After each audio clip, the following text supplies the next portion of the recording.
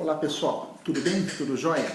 Nós estamos aqui hoje para tratar do primeiro vídeo sobre história da filosofia medieval. É claro, como eu já falei, que esse vídeo não substitui você ler o material, ler os comentários da aula, fazer os TEAs, enfim. Os dois vídeos, tanto esse quanto o próximo, vão o quê? Complementar o que você já estudou ou está estudando, ok? Nesse primeiro vídeo eu fiz aqui o nosso roteiro e vou dar as ideias fundamentais, preliminares do que é necessário para uma pessoa que estuda História da Filosofia Medieval compreender dentro de um aspecto bastante amplo, tá? Em primeiro lugar, qual o período da duração da história da filosofia medieval? Quando que ela começa e quando ela termina? Normalmente, os historiadores concordam que a extensão da história da filosofia medieval seja praticamente a mesma, com algumas diferenças, da história da civilização ocidental. Então, se as duas linhas, né, a história geral e a filosofia medieval, combinam em relação a datas, nós poderíamos dizer que a história da filosofia medieval tem o seu início por volta do século V a.C., especificamente com o ano de 476, que é a queda do Império Romano, queda essa ocorrida pelos turcos e o combate, de uma certa forma, naquele período em que o majestoso império cai, né? Do ano de 476 até o século XV, precisamente 1453, nós temos o final da filosofia medieval ou da própria Idade Média. Por que 1453? Porque é o período em que a cidade porto cosmopolita, que era Constantinopla, ela é tomada pelos turcos otomanos.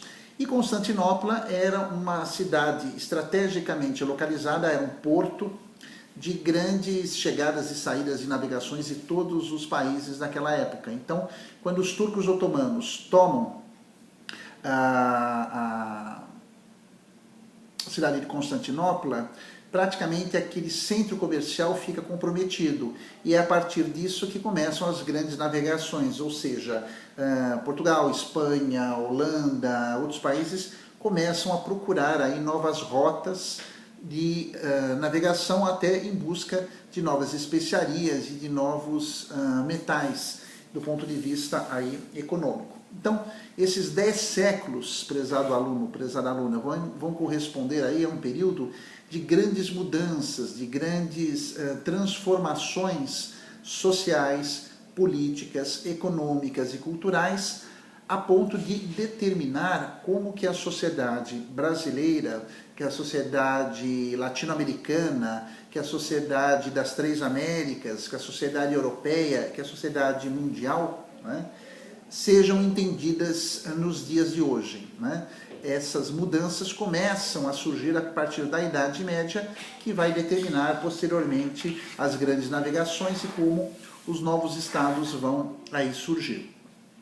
É importante também que você entenda que a filosofia medieval tratou aí a fusão ou a combinação de 3 grandes correntes. 2 correntes são religiosas e uma filosófica.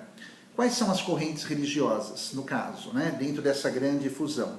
A primeira, sem sombra de dúvida, é o próprio judaísmo, né, uma religião tradicional, a religião dos patriarcas, e que influencia muito esse período medieval. A segunda corrente também é religiosa e fazemos menção ao cristianismo, né? A doutrina pregada, vivida por Jesus Cristo e seus discípulos, também vai exercer uma fusão e uma influência muito grande no modo de pensar medieval. Em terceiro momento, sem não ser menos importante, mas temos também a filosofia grega clássica, que sai de Atenas, né, e esse processo de helenização, de expansão causado pela Macedônia, anteriormente ao Império Romano, vai fazer também com que outras culturas e outros povos conhecessem o modo de pensar do grego. Então, Podemos falar no cristianismo, podemos falar no judaísmo e podemos falar na filosofia grega como os três grandes arcabouços doutrinais que a filosofia medieval vai trabalhar. É importante também nós comentarmos aqui com você que a religião e a filosofia buscavam verdades diferentes, né? Deixa eu só te explicar uma questão.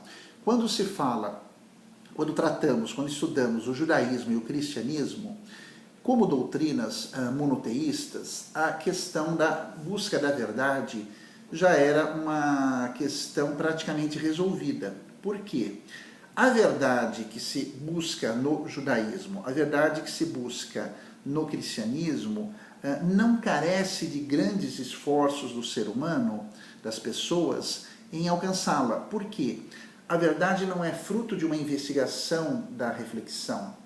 Essa verdade é fruto da aceitação, é fruto da concordância do homem de fé, né? A verdade, tanto no judaísmo quanto no cristianismo, é uma verdade que se personifica em uma pessoa.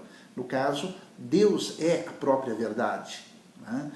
E para eu conhecer essa verdade, eu tenho que necessariamente pressupor a existência e aceitar essa convivência, esse relacionamento com esse Deus que existe, com esse Deus que se manifesta, com esse Deus que manifesta a sua vontade, que determina as suas leis e que mais adiante lá no cristianismo, esse Deus envia o seu Filho para a salvação dos homens. Então, para o seguidor do judaísmo e do cristianismo, a questão da verdade já está praticamente resolvida. Por quê? A verdade não é um conteúdo, não é um conhecimento, é uma experiência com alguém. No judaísmo, a experiência com Yahvé, com Jeová, a experiência com o Senhor dos Exércitos, ao seguir as leis que Moisés traz, né, os 10 mandamentos, eu estabeleço esse relacionamento com a verdade. Da mesma forma, o cristianismo, o fundador vai dizer, eu sou a verdade, o caminho e a vida. Ninguém chega ao Pai senão por mim. Então, nós temos aí a continuidade de um discurso que vai, primeiro, pressupor a existência de uma pessoa, que é Deus. Segundo, nos convida a estabelecermos um relacionamento com essa pessoa, que é a relação devocional, né? Os filhos de Deus para com o Pai, né? Jesus usa muito a expressão Abá, né? Para com o Pai, com o Paizinho, com o Pai querido, com o Pai amado. Na filosofia, a busca da verdade já é diferente e já se mostra de uma maneira diferente. Por quê? Porque na filosofia a verdade não é uma revelação de uma pessoa. A verdade é alcançada através do esforço, através da investigação, através do autoconhecimento. E aí eu lembro para você a mensagem que está escrita, né? Ou estava escrita no oráculo de Delfos, conhece-te a ti mesmo. Né? Na medida em que eu me conheço, eu descubro a verdade que está e sempre esteve dentro de mim. Essa verdade está vinculada muito mais ao autoconhecimento na filosofia do que uma relação, um vínculo religioso, uma relação espiritualizada como no judaísmo e no cristianismo. Não que uma esteja certa e a outra errada, as duas são verdades distintas que se complementam e a filosofia medieval vai buscar exatamente isso, buscar aí uma combinação entre o que é do campo da fé com aquilo que é do campo da razão. Fé e razão vão tentar aí estabelecer um diálogo de interpretação, de relação, do que é possível, do que é incompatível, né? Bom, um outro ponto também aí fundamental para que você entenda um pouquinho mais de idade média, de filosofia medieval, é compreender os dois períodos em que a filosofia medieval se estrutura. E o primeiro período nós chamamos de patrística e o segundo de escolástica. O período da patrística, que vai pegar a primeira metade da filosofia medieval. Patrística vem do nome pater, que em latim significa pai ou padre.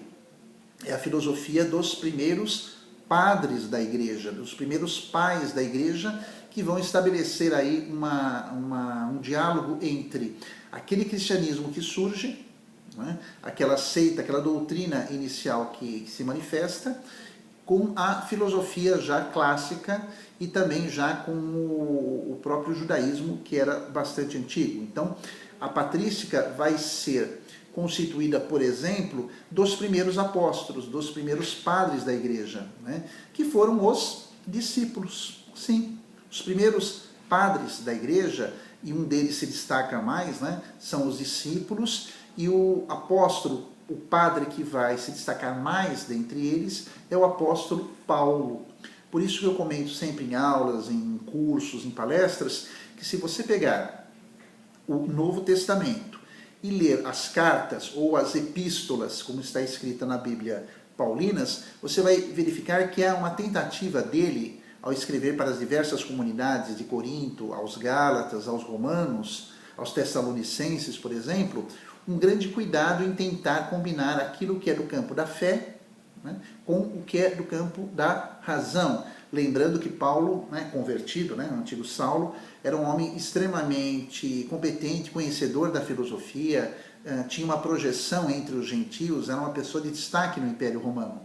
Então, ele, quando se converte, se torna um dos primeiros padres a fazer o quê? Uma defesa da fé incipiente cristã. A palavra defesa nós chamamos do quê? Apologia. Então, os primeiros apologistas foram os primeiros padres que tentaram defender a fé combinando-a com a razão, sendo que a razão seria a escrava dessa fé.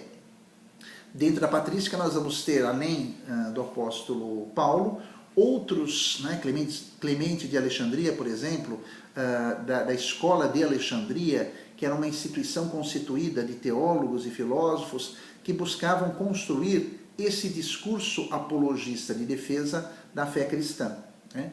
E é claro que dentro da patrística, dentro da história da evolução do pensamento da patrística, Agostinho de Hipona vai tratar dessas questões de uma maneira muito mais organizada. Né? O mérito de Agostinho, para muitos, é ter dado uma interpretação cristã ao filósofo grego idealista Platão.